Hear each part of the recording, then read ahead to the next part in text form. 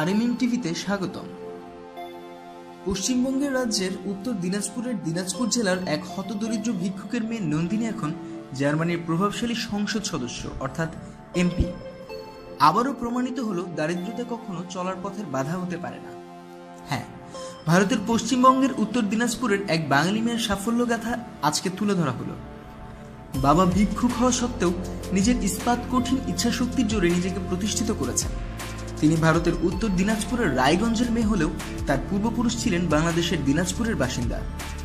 তিনি ভিক্ষুক বাবার পরিবারের দারিদ্রতাকে নিত্য সঙ্গী করে বেড়ে উঠেছেন রায়গঞ্জ আর দুর্গাপুরে। তার বাবা ফকির ছিলেন স্থানীয় একটি মন্দিরের দায়িত্বে। প্রতিদিন মন্দিরের আশেপাশের বাড়িগুলো থেকে চাউল তুলতেন মন্দিরের জন্য। সে চাউলের একটি অংশ মন্দিরে দিতেন আর একটি অংশ তিনি নিজে রাখতেন। মাঝে মধ্যে নন্দিনীও তার বাবার সাথে গ্রামে গ্রামে ঘুরতেন চাউল সংগ্রহ করার জন্য।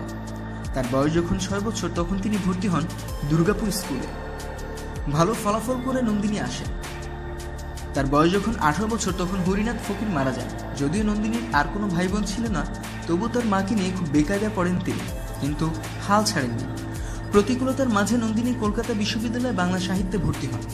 সেখানে পড়াকালীন তিনি একটি ছোট্ট পত্রিকায় খণ্ডকালীন চাকরি পান মডারেটর হিসেবে। নন্দিনী বেশ সফলতার সঙ্গে তার পড়াশোনা চালিয়ে যেতে থাকেন, কিন্তু নিয়তির নির্মম পরিহাসে আবারও বাদশা দেয় বিধাতা। নন্দিনীর একমাত্র ভরসা তার মা পৃথিবী থেকে স্বর্গে চলে যান। মা হারানোর শোকে তখন তিনি দিশেহারা হয়ে পড়েন। এরপর কলকাতা বিশ্ববিদ্যালয়ে সবাইকে অবাক করে অভাবনীয় ফলাফল করেন নন্দিনী। ইতিহাস, ঐতিহ্য এবং ভাষা ও সংস্কৃতিতে উচ্চতর গবেষণার জন্য কলকাতা বিশ্ববিদ্যালয় থেকে বৃত্তি নিয়ে পাড়ি জমান সুদূর জার্মানিতে। সেখানে সারল্যান্ড বিশ্ববিদ্যালয়ে ভর্তি হন।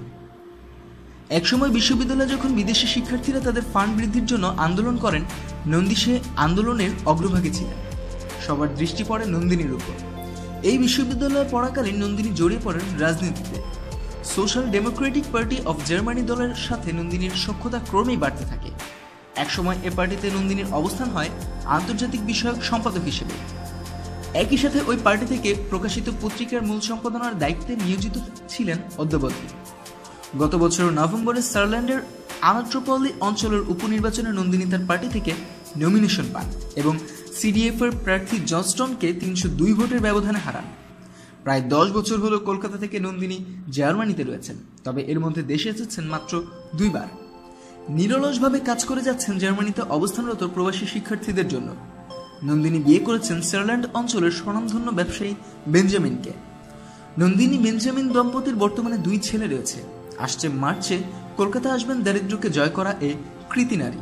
সময় পেলে পূর্বপুরুষের ভিটা বাংলাদেশেও একবার ঢু মারবেন, নিবেন বুক ভরে সজীব নিঃশ্বাস।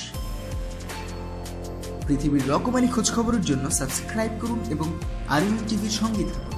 ধন্যবাদ।